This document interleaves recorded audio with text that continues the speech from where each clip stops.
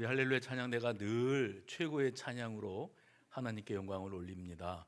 제가 생각했을 때에는 수원장 안에서 세 손가락 안에는 드는 찬양대입니다. 근데 오늘 특별히 악보 들지 않고 찬양을 하는데 아슬아슬하신 분들도 계셨지만 그래도 넉넉히 잘 찬양을 하셨고 연습이 잘 됐고 지휘자님이 훈련을 잘 시키셨기 때문에 이런 멋진 찬양으로 하나님께 영광 올릴 수 있었는 줄로 믿습니다. 우리 할렐루야 찬양대에게 감사와 하나님께 영광의 박수 올려드리겠습니다. 감사합니다.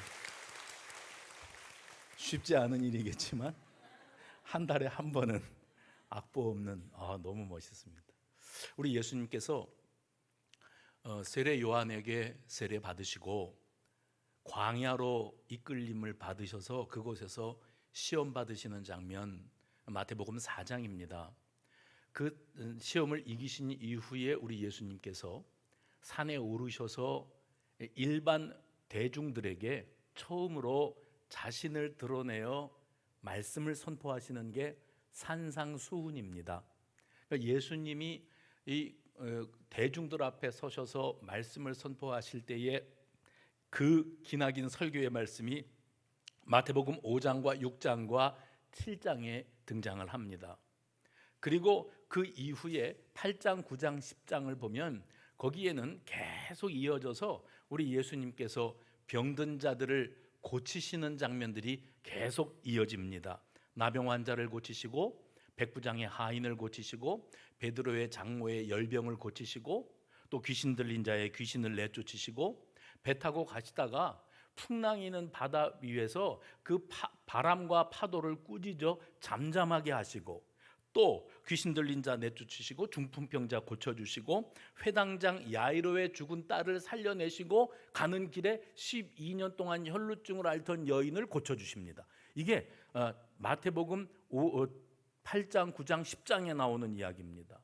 그 다음에 그 10장 마무리에서는 예수님께서 제자들을 둘씩 짝지어서 각처로 파송하시는데 그들에게 권능을 주어 제자들을 파송하셨다. 그런 상황이 이어집니다. 이 무렵에 세례 요한은 감옥에 갇혀 있었는데 이제 목숨이 경각에 달려 있습니다. 언제 죽임을 당할지 알 수 없는 이 상황 속에서 밖에서 예수님이 이렇게 놀라운 일을 행하고 계시다는 소식이 세례 요한의 귀에 들어왔습니다.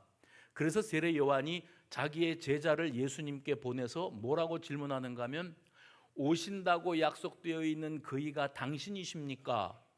아니면 우리가 또 다른 일을 기다려야 되겠습니까? 하고 질문을 던집니다. 그때 예수님께서 세례 요한의 제자들에게 너희 스승에게 가서 이렇게 전해라 그러면서 너희가 듣고 본 바를 요한에게 알리되 각종 질병에 사로잡힌 자들이 자유함을 얻고 죽은 자가 살아나고 가난한 자들에게 복음이 전파된다고 해라 하고 전했습니다. 그 제자들이 돌아간 다음에 예수님께서 당신의 제자들에게 이렇게 말씀하셨어요. 지금 이 세례 요한이라고 하는 인물이 감당하고 있는 이 사역이 얼마나 중요하고 의미 있는 사역이었는가 하는 것을 예수님께서 말씀하시는데 이렇게 말씀하셨습니다. 여자가 낳은 자 중에 세례 요한보다 큰 이가 일어남이 없도다. 그러나 천국에서는 극히 작은 자라도 그보다 크니라. 이때 예수님이 한마디를 더 하셨는데 여러분 이 말씀을 좀 새겨 들으실 필요가 있습니다. 그 말씀이 오늘 본문의 바로 앞에 마태복음 11장 13절 14절 말씀입니다. 이 상황 속에서 예수님이 이렇게 말씀하셨어요. 모든 선지자와 율법이 예언한 것은 요한까지니. 세례 요한 말합니다. 만일 너희가 즐겨 받을진대 오리라 한 엘리야가 곧 이 사람이니라. 무슨 말씀인가 하면 구약 시대에 많은 선지자들이 있었고 그들이 장차 이 땅 위에 오실 구원자 메시아이신 그분의 도래, 그분이 이 땅 위에 오실 것에 대한 예언을 했습니다. 그런데 예전에 그 예언했던 수많은 선지자들의 예언 가운데 이제 우리의 구원자이신 그분 메시아가 이 땅 위에 오시기 전에 그분이 오실 것을 준비하는 또 다른 어떤 선지자가 등장할 것이다. 그러면서 그는 마치 엘리야와 같은 사역을 감당할 것이다 했는데 예수님이 당신의 입으로 친히 말씀하시기를 과거의 선지자들이 말했던 그 엘리야, 이 선지자 시대의 마지막 이 점을 찍는 이 마지막 한 인물이 바로 이 세례 요한을 두고 한 말이다 하고 예수님께서 말씀하셨습니다. 근데 이때 당시에 예수님께서 이 땅에 메시아로 도래하셨으니 그 길을 예비하기 위한 세례 요한의 지금까지의 사역, 많은 대중들 앞에서 세례를 베풀면서 회개하라, 천국이 가까웠다, 이렇게 선포하셨던 그의 사역이 오늘 예수님이 이 땅에 오시는 것을 준비하는 과정이었다는 사실을 말씀하십니다. 그러면서 오늘 본문 16절 바로 앞에 15절 한 줄이지요. 뭐라고 되어 있습니까? 해봅시다. 귀 있는 자는 들을지어다. 귀 없는 사람이 어디 있어요? 근데 무슨 말인가 하면 귀는 달려 있는데 말귀를 못 알아듣고 분별력이 없고 딴청만 피우는 자들에게 귀 있는 자는 들을지어다. 그게 무슨 말인가? 세례 요한이 지금까지 회개하라고 자기가 식음을 전폐하면서 정말 간절하게 이 대중들을 향해서 이제 하나님의 때가 다가오고 있다고, 회개하고 하나님을 만나야 된다고 선포하는데 저들은 그 말을 건성건성 귓등으로도 안 들었습니다.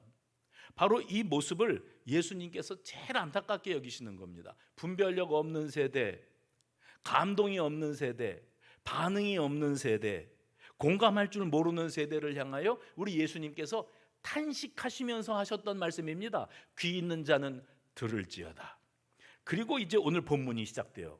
뭐라고 본문이 시작됩니까? 이 세대를, 귀 있는 자는 들어라 그러는데 귀만 달려있지 들을 줄을 모르는 너희들을 어떻게 비유하면 좋겠냐 그러는 겁니다. 이 세대를 무엇으로 비유할까? 공감 능력 제로의 시대입니다. 지금 우리가 살고 있는 이 시대입니다. 왜냐하면 각자 나 살 길이 바빠요. 나 먹고 살기도 바쁜데 다른 사람, 심지어는 내 곁에 있는 사람, 내 사랑하는 가족들까지도 내가 그들을 섬세하게 배려하고 관심 갖고 챙겨줄 여력이 없습니다. 각자 나 살 길이 바쁜 세대에 너희들이 과연 네 곁에 있는 사람의 보이지 않는 한숨과 눈물에 공감하고 있느냐? 그가 아프면 나도 아프고, 그가 슬프면 나도 슬프고, 그가 서러우면 나도 서럽고, 그가 외로우면 나도 외로움을 절절하게 마음속에 와 닿게끔 느끼고 살아가느냐? 아니면 너는 너고 나는 나다, 나도 힘들다 이러고 살아가고만 있느냐? 예수님께서 지금 이 부분을 탄식하고 계십니다. 그러면서 하셨던 이 비유가 참 특이합니다. 뭐라고 비유하셨어요? 아이들이 장터에 앉아서 제 동물을 불러 이르되 우리가 너희를 향하여 피리를 불어도 너희가 춤추지 않고 우리가 슬피 울어도 너희가 가슴을 치지 아니하였도다 함과 같으니라. 회개하라, 천국이 가까웠느니라 하고 직설적으로 표현을 하고 있는데 그 말을 들으면서도 그런가 보다 하고 무표정, 아무 생각도 없는 표정으로 살아가고 있는 거예요. 지금 이 얼굴들처럼 무표정인 겁니다. 제가 자주 그 말씀 안 드립니까? 무표정, 무반응, 무감동, 무덤덤. 우리 이 시대의 특징을 저는 그렇게 정리를 해본 적이 있습니다. 그런데 세례 요한이 그들을 향하여 목숨을 걸고 회개를 외쳤건만 그들의 반응은 어땠는가? 오늘 본문에 보시면 세례 요한이 들려주었던 메시지를 듣고 그들이 했던 반응이 이겁니다. 귀신 들렸다, 정상이 아니다 이랬습니다. 세례 요한에게 그렇게 말했던 저들이 딴청 부리다가 예수님이 등장하셨을 때 예수님이 가난한 자, 병든 자, 외로운 자, 고통당하는 자들에게 찾아가셔서 그들을 붙잡아 주시고 치유하시고 이렇게 세우시는 모습을 보면서 저들이 뭐라고 세례 요한한테 귀신 들렸다고 했던 저들이 예수님을 향해서는 뭐라고 얘기했냐면 먹고 마시는 것에만 관심이 있는 자라. 뭐라고 그랬습니까? 보라, 먹기를 탐하고 포도주를 즐기는 사람이요 세리와 죄인의 친구로다. 예수님을 그렇게 단정하였습니다. 먹는 것밖에 모르고 마시는 것밖에 모르는 아주 수준 낮은 저급한 인간이다. 예수는 또 예수는 우리가 사람 취급하지 않는 세리와 죄인들과 동무, 친구가 되어주는 아주 저급한 사람이다. 그러니 저 예수가 하는 말은 일고의 가치도 없고 그 예수에게 우리가 관심을 둔다는 것은 우리 자신의 수준을 떨어뜨리는 일이 된다 하고 반응을 했습니다. 세례 요한에게는 귀신 들렸다고 그러더니 예수님께는 저급하다 그렇게 말했던 사람들, 바로 그 사람들이 누굽니까? 마음의 문이 완전히 닫혀져 있는 사람들, 답답한 반응을 보이고 있습니다. 그래서 예수님께서 귀 있는 자들은 들어라. 귀는 장식용으로 달아놨냐? 그냥 건성건성 한 귀로 듣고 넘기려고 귀를 달아놨냐? 내가 하는 말을 잘 들어라 하면서 예수님께서 이 시대를 향하여, 지금 예수님이 사역하실 때에 그 주변에 있는 이들이 예수님을 보고 저급하다 말하는데, 지금 우리 시대를 살아가는 우리 그리스도인 된 우리들을 향해서도 예수님 말씀하시는 거예요. 내가 피리를 불어도 춤추라고요. 피리를 불어도 너희가 아무 반응도 없고 춤추지 아니하였고, 내가 슬피 울어도 너희가 같이 이 고통을 공감할 줄을 모르는구나. 공감 능력 제로의 시대, 노골적인 거부감, 그리고 딴청 피우는 시대, 그래서 무관심, 무감동, 무덤덤, 무표정으로 살아가는 이 시대를 우리 살아가고 있는 것이 우리들의 특징이라는 말씀입니다. 그런데 우리가 살아가는 이 사회가 특별히 이 얼마나 많은 고통과 눈물이 있는 사회입니까? 장로님들 기도하셨지만 생각지도 않았던 자연재해로 수많은 사람들이 목숨을 잃었어요. 그 죽을 준비가 되어 있었을까요? 내가 차를 몰고 그 지하도로 들어가면 죽을 거라는 사실을 알기나 했을까요? 생때 같은 자식 해병대에 보냈다고 자부심을 갖고 정말 귀하게 키운 자식인데 그렇게 허망하게 떠나갈 줄은 누가 알았겠습니까? 교사가 됐다고, 그 꿈을 이루었다고, 나는 좋은 선생님이 되겠다고 했던 20대 초반의 새파란 교사가 스스로 생명을 포기하는 이 고통스러운 사회 속에서 우리가 과연 공감해 봅시다. 공감. 아파합니까? 애통해합니까? 그건 그 사람 이야기고, 죽은 사람은 죽은 거고 살아있는 나부터 일단 살고 보자 하는 마음으로 살아간다면, 여러분, 우리는 그리스도인의 양심이 이미 오래전에 마비되어 있고, 예수님으로부터 저와 여러분이 야, 수성교회 아무개야, 너는 들을 귀가 있냐? 세례 요한이 회개하라고 해도 그 시대 사람들은 무반응이었다, 무감동이었다, 딴청 피웠다. 아니, 저거 귀신 들려서 저래. 예수님께서 나타나셔서 산상수훈의 말씀을 선포하셔도 저들이 들을 때 먹는 것밖에 모르고 마시는 것 즐기는 저급한 인간, 우리들은 상종도 안 하고 인간 취급도 안 하는 것들하고 친구를 삼는 아주 수준 낮은 인간, 예수는 우리가 가까이 하면 안 될 사람이야 라고 매도했던 사람들이 이때 당시 사회에 주류를 이루고 있는 사람들이었습니다. 우리는 소위 그리스도인이라고 하는 이 신분을 가지고 살아가면서 공감 능력이 과연 깨어 있는가? 예수님으로부터 정말 피리를 불 때 춤출 줄 알고, 누가 슬퍼하며 애통해할 때 같이 끌어안고 눈물을 흘려줄 수 있는 그런 마음을 품고 있는가? 울타리 안에 갇혀서 우리끼리 신앙생활 잘하고 우리끼리 행복하고 우리끼리 잘 먹고 잘 살면 되지, 교회 울타리 밖에서 뭐가 일어나고 사람들이 어떻게 되어지는가에 대해서는 아무 관심도 없는 그런 시대를 살아가고 있지 않는가? 이 세상 사람들이 참 방황하거든요. 우리만 그런 게 아니거든요. 그 해밍웨이가 쓴 단편 중에 파코라고 하는 소설이 있습니다. 여러분이 아마 분명히 예화를 들어보신 적이 있을 거예요. 스페인 마드리드를 중심으로 해서 일어났던 어떤 사건을 단편 소설로 썼는데, 마드리드라고 하는 도시에 어떤 부자지간이 있었는데 아버지가 이 아들이 집을 뛰쳐나왔어요. 아버지하고 다퉜는지 집안에 무슨 상처가 될 만한 일이 있었는지 아들이 뛰쳐나갔는데, 이 아버지가 시간이 가면 갈수록 아들이 너무 보고 싶은 거예요. 그래서 그 아들과 화해하고 싶습니다. 그런데 이 아들이 지금 어디에 가서 살았는지 죽었는지 알 길이 없어요. 아버지가 떠올린 방법이 이거밖에 없었어요. 신문에다가 광고를 내자. 그래서 아들에게, 아들이 언젠가는 이 기사를 읽지 않겠나 하고 광고를 내게 되었습니다. 근데 그 아들 이름이 파코예요. 파코라고 하는 이름은 프란시스코라고 하는 이름은 이 마드리드 스페인에서 지나가다가 어깨를 부딪히는 남자가 다 프란시스코랍니다. 그 프란시스코의 줄임말이 파코, 아이 때부터 파코라고 불렀어요. 그런데 이 아버지가 신문에다가 이렇게 기사를 냈습니다. 파코야, 네가 만일 어디선가 이 광고를 보거든 오는 화요일 낮 12시에 마드리드에 있는 몬타나 호텔 로비에서 만나자꾸나. 아버지는 네가 많이 보고 싶다. 그리고 지난날 이야기는 다 잊어버리자꾸나. 그랬어요. 그리고 약속된 날 12시에 호텔 로비로 갔는데 그 호텔 로비가 파코라는 이름을 가진 남자들로 800명이 있었답니다. 그럼 뭘 비유하는 그 소설인가 하면 이 시대의 사람들이 다 병들고 외롭고 사랑받고 싶고 위로받고 싶고 회복하고 싶고 치유받고 싶고, 아멘이 안 나오니까 다시 해야 되겠어요? 그렇게 위로받고 싶고 사랑받고 싶고 치유받고 싶고 회복하고 싶은 그 외로움 가운데 몸부림치는 사람들이 이 세상에 가득하다는 거예요. 신문 기사를 보고 파코 그러니까 자기를 찾는 건 줄 알고 그 사람들이 만사를 제쳐놓고 그 자리에 모여들었다는 겁니다. 교회는 어떻습니까? 현재 우리 교회가 교회에 속하여 예배하고 교제하고 봉사하고 서로 은혜를 나누고 뭐 소그룹도 있고 대그룹도 있고 그렇지 않아요? 그런데 우리가 교회 안에서 이 울타리 안에서는 서로 뭐 얘기도 들어주고 위로도 해주고 이 사랑을 나누고 하는데 교회 이 울타리 밖에 있는 사람들의 그 신음소리, 그들의 그 서러움의 눈물과 그 억울한 고통과 그들의 그 하소연을 교회가 과연 들어줄 용의가 있냐는 거예요.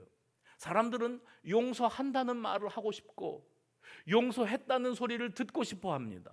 그렇게 화해에 목마르고 간절한데 그 내 심정에 공감해 줄 수 있는 누군가를 찾아 헤매이는 시대가 저와 여러분이 살고 있는 이 시대라는 겁니다. 그래서 예수님이 너희는 교회 다니면서 귀가 달려 있냐?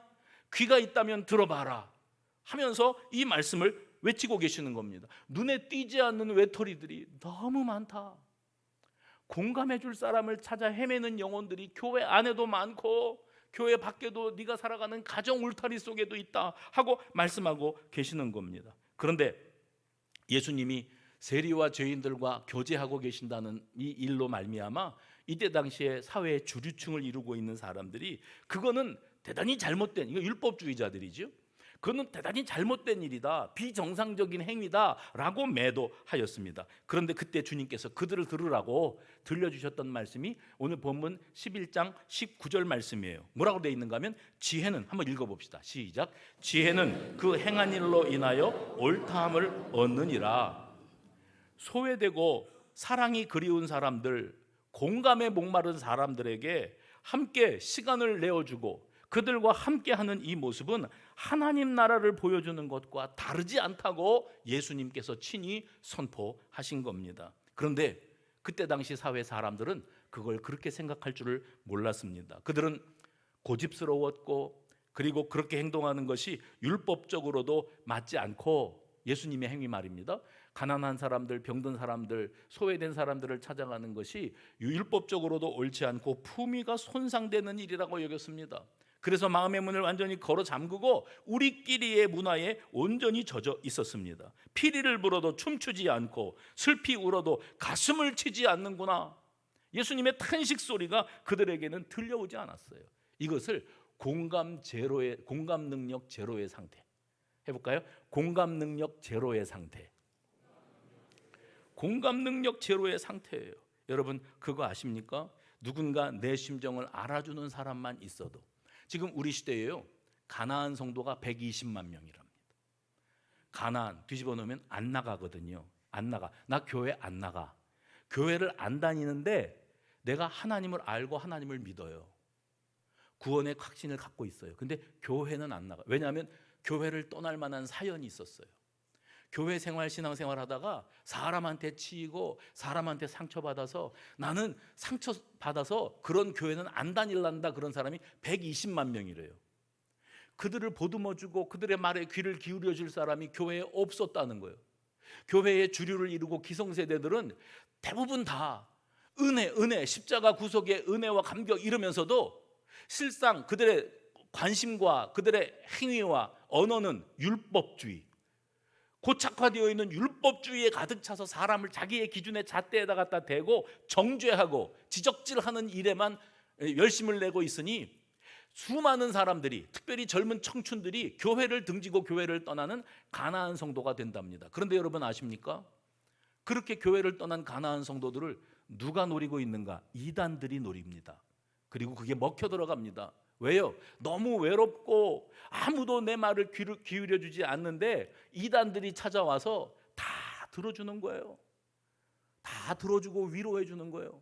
가려운 데를 긁어주는 거예요. 자기들의 교리를 주입시키면서 정말 형제요 자매요 뭐 간쓸게라도 다 내어줄 것처럼 그렇게 사랑해 주는 거예요. 그래서 사람들이 밖에서 너는 네가 있는 데가 거기가 이단이라고, 정신 차리고 얼른 나오라고 그래도 안 나와요.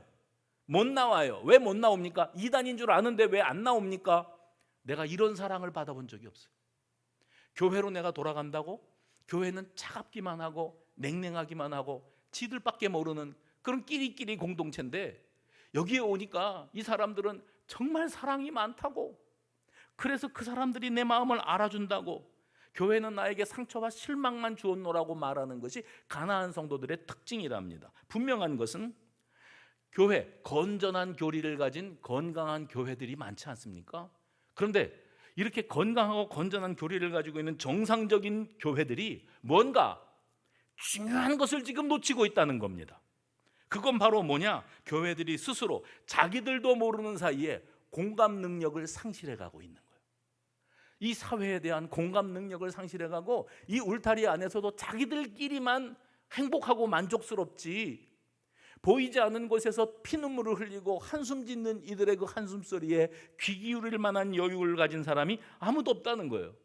정죄하고 비난하기만 할 뿐이지, 뭐가 잘못됐다고만 말할 뿐이지, 뭔 하지 마라 할 뿐이지 그들의 마음에 공감해 줄 수 있는 사람이 거의 없다는 겁니다. 우리 수성교회가 경로대학을 하는데요, 어르신들이 교회를 다니는 분들도 물론 오시겠지만 교회를 다니지 않는 분들도, 아니 아예 종교가 다른 분들도 이 경로대학을 오십니다. 왜요? 친구가 필요하고 그리운 거예요. 소일거리가 필요하고 즐겁고 웃을 일이 필요한데 뭐 친구 되어주는 사람도 없고 시간만 보내는데, 세월 보내는데 이제 나이 들었다고 알아주는 사람도 없고 내 말 들어주겠다는 사람도 없어요. 예배당에 와가지고 내가 수성교회를 다니는 게 아니라 수성교회 경로대학에 참석해서 뭐 점심이라도 한 끼 얻어 먹고, 그리고 뭐 나이 비슷한 또래들끼리 만나면 이런저런 얘기, 소시적 얘기하면서 이렇게 즐거운 시간을 보낼 수 있는데, 그 시간들을 통해서 수성교회에 등록하시는 분들이 간혹 계세요. 아기 학교를 했거든요. 요즘 아기들이 얼마나 귀합니까? 유모차 한 대에 150만 원, 200만 원 한다는 소리 듣고 제가 기절 초풍을 할 뻔했어요. 우리 애들 키울 때 길 가다가 우산처럼 접는 유모차 쓰레기통에 버린 걸 주워다가 거기다가 3명을 태워서 키웠거든요. 그런데 요즘 시대에 200만 원짜리, 250만 원짜리 그렇게 명품 마크 붙어 있는 유모차에 태우고 다니는 그런 아이들인데, 토요일 날 오전 시간에 지나가다가 보니까 아기 학교, 이 교회에서 아기 학교를 하는구나. 그래서 교회 다닐 생각으로 온 게 아니고 우리 아기가 너무 귀하니까 토요일 오전 시간에 아기 안고 가서 친구들하고 어울리게 하고 율동도 하고 뭐 이렇게 뭐 접촉하는 거를 통해서 교육도 받고 또 이런 것들을 애 교육에 도움이 되겠다 싶어서 여기 학교에 등록해서 오는 신혼 부부들, 젊은 부부들이 없지 않습니다. 근데 그분들 가운데에서 교회에 등록하는 분들도 계시더라는 거예요. 제가 이런 모습을 보면서 교회가 이 담이 좀 너무 높았구나 그동안. 그러니까 우리끼리만 행복했지 이 사회에 우리 교회를 알리고 교회의 문을 열어줄 생각을 전혀 하지 못했구나. 이 시대를 무엇에 비유할고, 이 시대를 어떻게 표현하면 좋을고, 무표정, 무감동, 무반응, 무덤덤인데 예수님도 그 당시의 시대를 바라보며, 아니 지금 2023년도 7월 달을 사는 저와 여러분들의 삶의 현실, 우리 교회의 현실을 바라보면서 내가 이 시대를 어떻게 표현하면 좋을꼬, 피리를 불어도 너희를 위하여 피리를 불어도 너희가 춤추지도 않고, 무반응입니다. 하나도 재미없습니다. 그리고 같이 동조해 줄 생각도 없고 공감도 안 됩니다. 내가 슬퍼하여도 같이 울어줄 사람이 없구나. 예수님의 비유예요. 예전에 여러분 어렸을 때, 우리 어렸을 때, 제가 말하는 우리 어렸을 때는 국민학교를 졸업하신 분들의 시대입니다. 그러니까 초등학교를 졸업하신 분들은 우리 어렸을 때 그러면 무슨 소리인지 모르실 거예요. 우리 어렸을 때는 핸드폰이라는 게 없었어요. 그러니까 지금은 애들이 핸드폰 갖고 삽니다. 핸드폰으로 놉니다. 애들이 삐약삐약 울면 부모가 핸드폰이나 태블릿 펴주면은 거기서 뽀로로가 놀면 애들이 조용해지더라고요. 얼마나 간편합니까? 근데 우리 시대는요, 나가서 놀아야 됐어요. 골목에 나가면 놀 게 많았어요. 그때는 뭐 하고 놀았습니까? 구슬치기 했습니다. 굿을 많이 가지고 있으면 재벌이었습니다. 딱지치기 했습니다. 딱지 많이 따가지고 옆에 있는 친구들 나누어주는 기쁨도 있었습니다.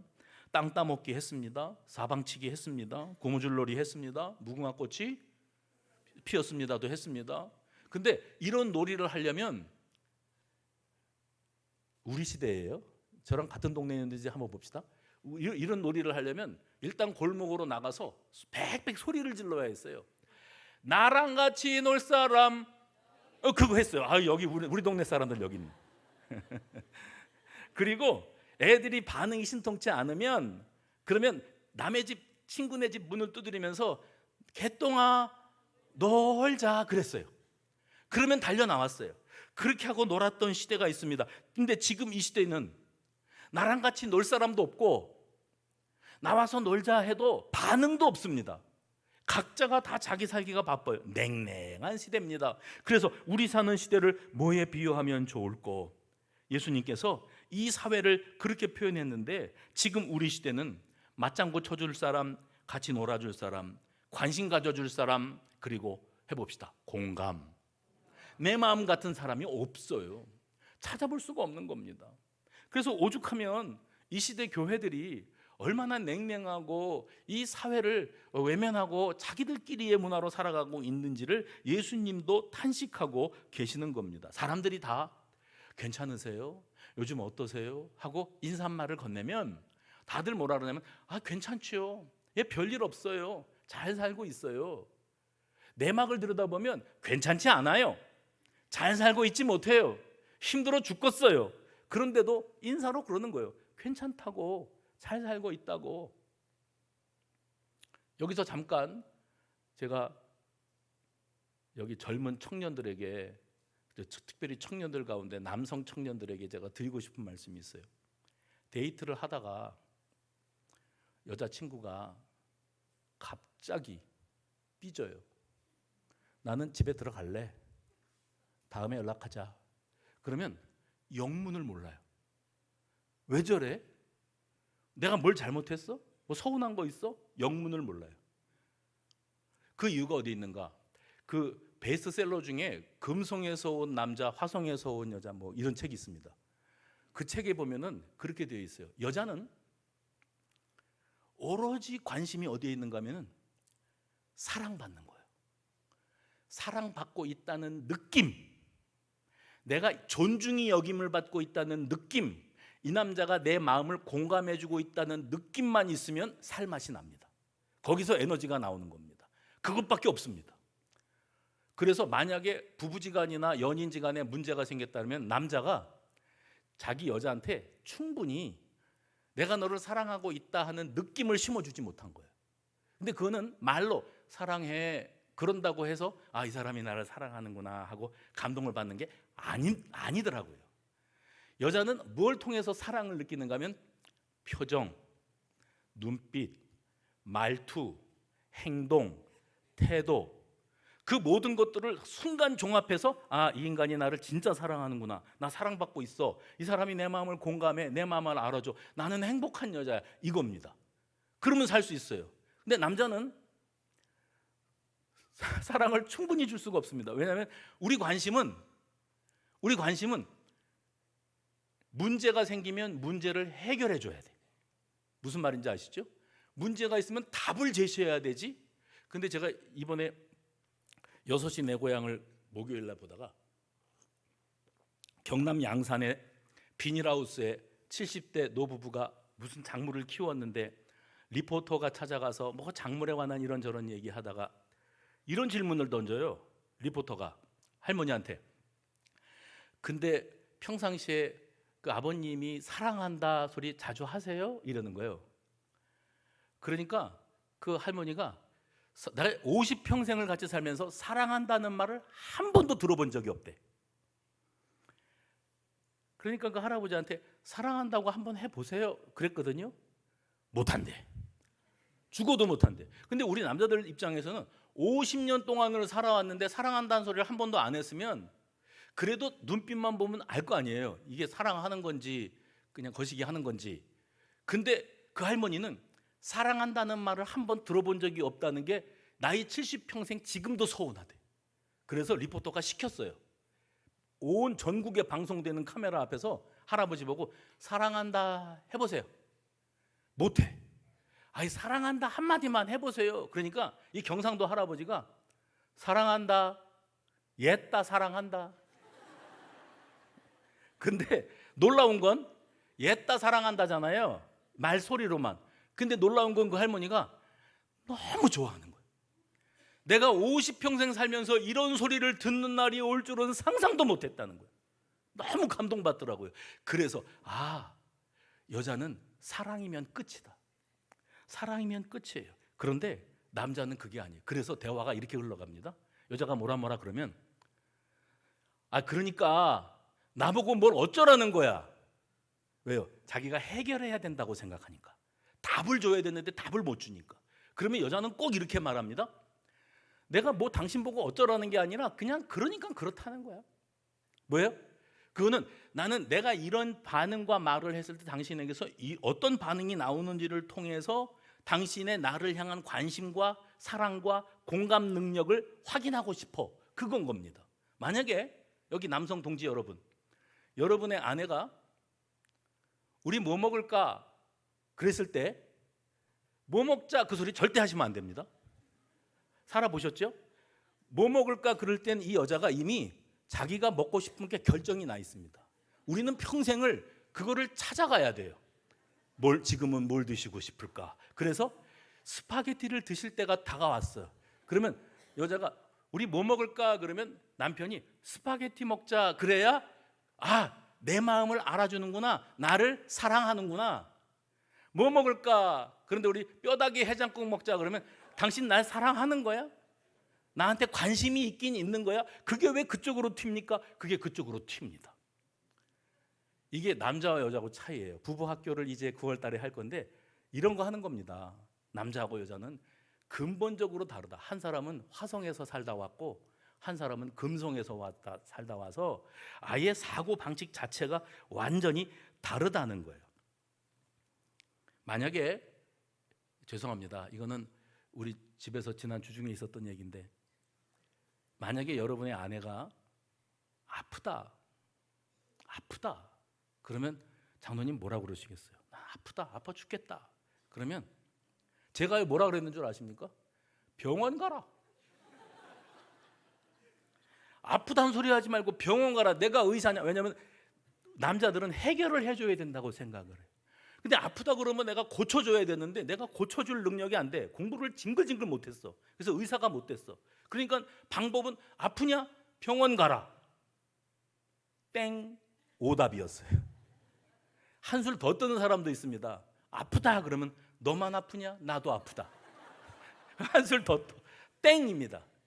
그래서 제가 아프다고 하는 것은 병 고쳐달라고 그러는 게 아니라 그 이면의 언어를 읽어내야 되는 거네. 그래서 남자들이 힘든 거예요. 우리는 단순하잖아요. 근데 아프다 그럴 때 그 이면의 언어가 뭐냐면 내가 이만큼 아픈데 당신은 내 아픔을 공감하냐? 느껴지냐? 그것 때문에 당신이 안타까운 마음이 들면 그 안타까움을 한번 말로 표현해봐라. 내가 그걸 통해서 나를 얼마나 사랑하고 나한테 공감하는지를 내가 확인하란다. 그러는데 그 여자한테 병원 가라 그랬으니 땡이죠.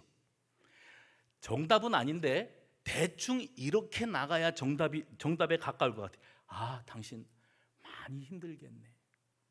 얼마나 아플까? 아멘이래요. 아파서 얼마나 힘들까? 그러니까 일하지 말고 쉬어. 내가 다 할게. 그게 거의 정답에 가까운 거예요. 그러면 그렇다고 그래 네가 다 해가 아니라 내 아픔에 공감은 하는구나. 내가 사랑은 받고 사는 여자구나. 그 느낌만 받게 해달라는 거예요. 우리는 공감 능력이 현저히 떨어집니다. 대신에 우리는 아는 척하고, 남자들이요, 우리는 아는 척하고 잘난 척하고 허세를 떨어야 이게 생존의 의미가 있습니다. 그러니까 여자가 남자를 알아주는 방법은, 이게 잘 다루는 방법은 허세를 떨고 잘난 척하고 아는 척하고 뻐길 때 오냐오냐 해줘야 돼요.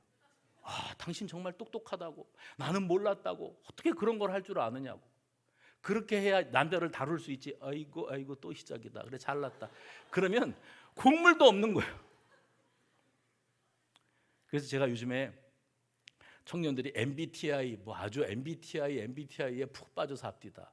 그건 뭐냐면 자기의 성향을 알고 내가 가까이에 있는 다른 사람들의 성향을 알아서 이 사람은 이래서 이렇게 말하고 이렇게 행동하는구나. 나는 이래서 이 정도로 살아가는구나. 내 성품은 이렇구나. 이걸 알자는 거예요. 예전에 옛날 사람들은 혈액형이 뭐예요? 혈액형이 뭐면은 뭐고 뭐면 뭐고 이랬었거든요. 다 필요 없습니다.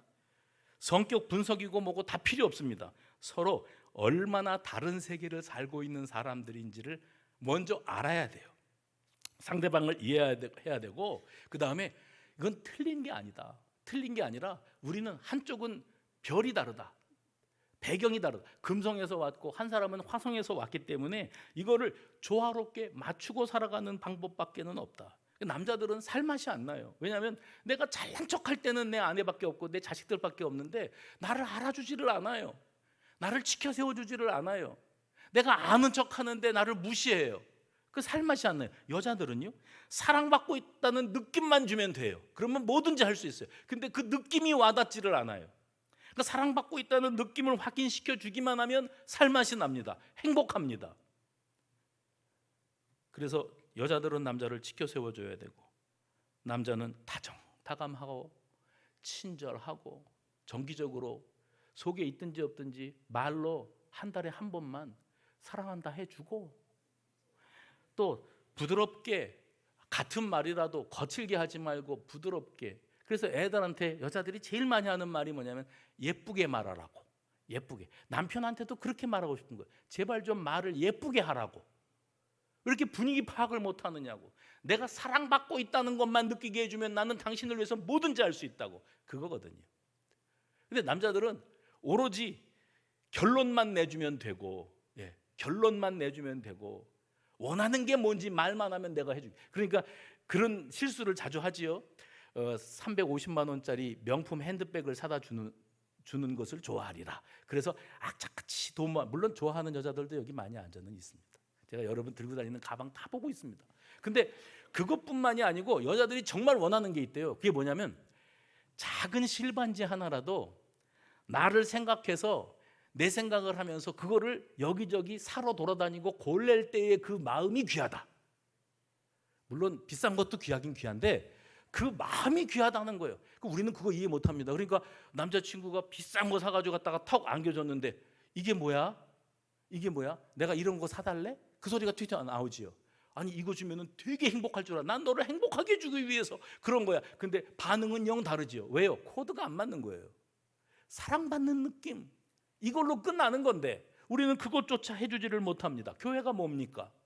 교회는, 가정은 믿음의 공동체예요. 또 예수님께서 보혈의 피값을 주고 사신 아름다운 공동체입니다.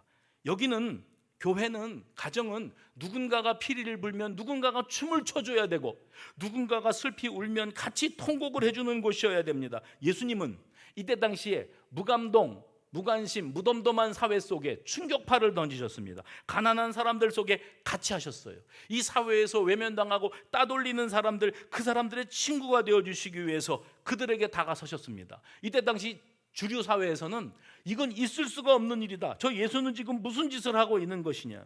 그런데 예수님은 그들을 공감하시고 그들을 위로하시기 위해서 다가가셨고, 자기들에게 공감해 주시는 예수님의 열린 마음을 통해서 그들은 큰 감동을 받습니다.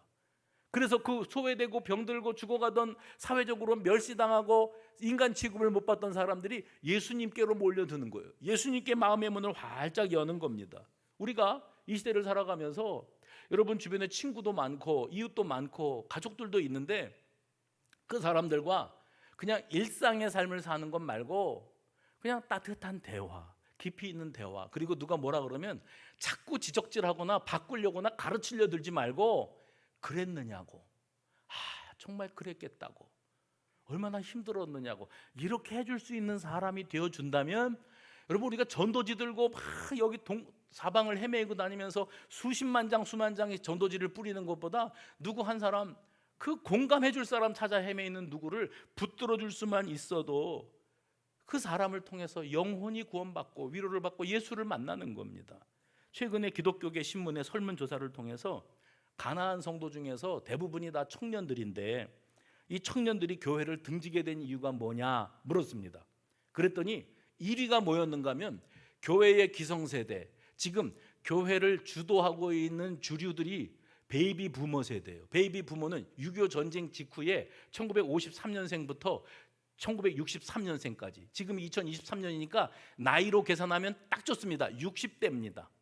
60대 어르신들이 지금 교회의 장로들이고 교회를 주도하고 있는 이 일꾼들인데, 이분들이 청년들, 젊은 세대, 자기들 아들뻘 되는 세대를 완전히 교회 아웃사이더로 밀어내고, 그리고 그들이 뭐 관심을 갖고 뭘 제안을 하고 뭘 해보려고 하는 것을 아예 싹을 다 잘라버린다는 거예요. 그래서 교회 다닐 맛이 없다는 거예요. 재미가 하나도 없다는 거예요. 제가 교회 생활하면서 엘리베이터를 타고 오르락내리락 하는데 청년이 딱 엘리베이터에 타서 우리 둘만 있어요. 근데 이 청년이 나를 몰라. 나도 그를 몰라. 그러니까 우리가 같은 교회에서 같은 엘리베이터 타는데 하나는 우리 교회 청년이고 하나는 그 교회 목사인데 서로 소가 닭보도 타고 있어요. 엘리베이터 숫자가 바뀌는 것만 바라보는 거예요. 이 불편한 공간에서 빨리 벗어나고 싶은 거예요. 그래서 제가 그런 거예요. 집에 가서 요즘 애들은 왜 인사를 안 하느냐고. 친해교회 목사면 지가 알고 지내고 모르고 지내고 안녕하세요 한마디쯤은 해야 되는 거 아니냐고. 그랬더니 또 우리 집 애들이 나를 핀잔을 주는 거예요. 지금 시대가 어떤 시대인데 꼰대같이 그러느냐고. 내가 애비가 꼰대다 어쩔래 그런 거예요. 목요일날 고등부 애들이 수련회를 간대요. 교회 버스에 올라탔대요. 제가 어쩌다가 로비에 지나가다가 첫 목사님, 고등부 목사님이 목사님 지금 애들 다 버스에 탔습니다. 그래서 뭘 어쩌라고. 가서 기도 좀 해주지. 말을 흐려요. 그래서 알았다고. 그래서 이제 버스에 올랐어요. 애들이, 고등부 애들이 쭉 앉아 있어요. 그래서 제가 가서 안녕하세요 그랬어요.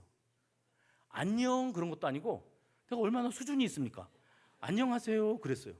그러면 누가 올라와서 안녕하세요 그러면 뭔가 반응이 있어야 되잖아요. 아무 반응이 없는 거예요.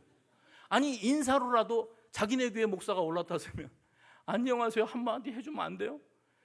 아무 반응이 없는 거예요. 내가 얼마나 민망한지. 그래서 여러분들 수련회 잘하고 은혜 많이 받고 오세요. 기도합시다. 그리고 기도해드린 다음에 내려오면서 제가 아이스크림 보낼게요 이랬어요. 그러면 나는 우리 때 같으면 와 그러거든요. 가만히 있어요. 그러니까 얘들은 고등부 수련회를 가지고 있는 애들이라 엄마 등살에 어쩔 수 없이 차에다 몸을 실었는데 나는 공부를 너무 하고 싶어. 학원을 다니고 싶어. 나를 왜 수련회로 등 떠밀는 2박 3일 동안 내가 공부를 못하면 얼마나 뒤처지겠어. 이 생각만 하는 것처럼 보였어요. 우리 아이들이 그래요. 아빠 제발 꼰대짓 좀 하지 말라고. 제발 그러지 마. 요즘 아이들은 특징이 그거래요. 너 나 알아? 나 너 몰라. 그러면 우리 같은 엘리베이터에 탔어도 그냥 아는 체 하지 말자. 뭐 힘들게 그러지 말자. 그거래요. 그러니까 서로 간섭하지 말자는 거래요. 그러니까 괜히 그 청년님들한테 아는 척해서 부담 드리지 말래요. 그냥 가만히 내버려 두래요. 그래서 시대가 이렇게 달라지는구나. 제가 근래 들어서 10년 전만 해도요, 우리 교회 주보에 여름이 되면 광고가 어떻게 났는가 하면 하계절 예배 예절을 지켜주시기 바랍니다. 10년 전에. 그래서 예배당에 올 때는 이 민소매 옷을 입고 오지 마십시오. 예배당에 올 때는 반바지 입고 오지 마십시오. 쓰레빠 신고 오시는 거 아닙니다. 여기는 예배드리는 곳입니다. 그러니까 정장은 아니라도 그래도 기본 옷은 갖춰 입으셔야지요. 그랬었걸랑요. 10년 전 그때 이후로는 그 광고를 주보에서 제가 안 올립니다. 왜요? 시대가 달라진 거예요. 시대가 달라진 거예요. 그래서 요즘에는 내 생각 같아서는 그래요. 수영복만 아니면 아무렇게나 하고 오십시오. 애들이, 교회 다니는 애들이 찢어진 청바지 입고 다닌다고 뭐라 그러면 안 되고요. 지금 시대는. 왜요? 이 아이들이 가나안 성도가 될 준비가 되어 있어요. 아이고 저 꼰대들 꼴 보기 싫어서 내가 이 교회를 안 다니고 말지. 다른 교회 갔더니 거기들도 꼰대들이 교회를 움켜쥐고선 쥐어락펴락하고 앉아있어요. 그래서 안 다니겠다는 거예요. 얼마나 가슴 아픈 일입니까? 지금 이 시대 교회에 아웃사이더들이 얼마나 많습니까? 우리 청년들이 왜 저줄에만 앉지? 난 이해가 안 가는 거예요.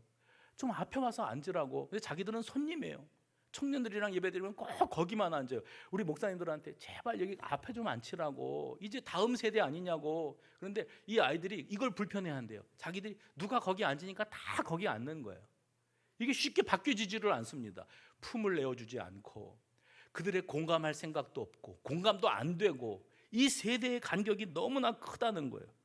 예수님도 그들에게 다가서셨는데 우리는 교회 안에 율법주의 잣대를 가지고 요즘 것들은 이래가면서 혀만 차고 우리 때는 안 그랬다 그러고 뭐는 정상이지만 뭐는 비정상이라고 그러고 이거는 뜯어 고쳐야 된다 그러고 사실 가정 안에서도 손주들하고 말이 통합니까?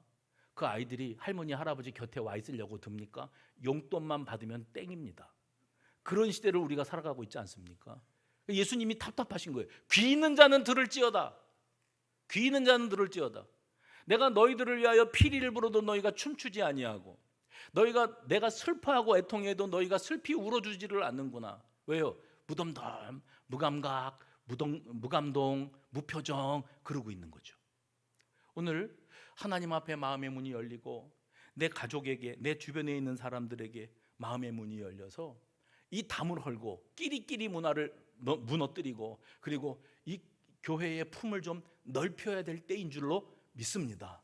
그래서 교회 떠나간 가나안 청년들 안 나가 그러고 세상을 헤매고 다니는 청년들이 이 이단들의 사슬에 코가 끼는 이런 불행한 시대를 살아가면서 교회가 더 많이 사랑하고 더 많이 공감하고 들어주고 반응하고 함께하는 곳이 될 때 우리 예수님께서 원하시는 작은 천국, 가정 천국, 교회 천국을 이루게 될 줄로 믿으시기를 바랍니다. 전능하신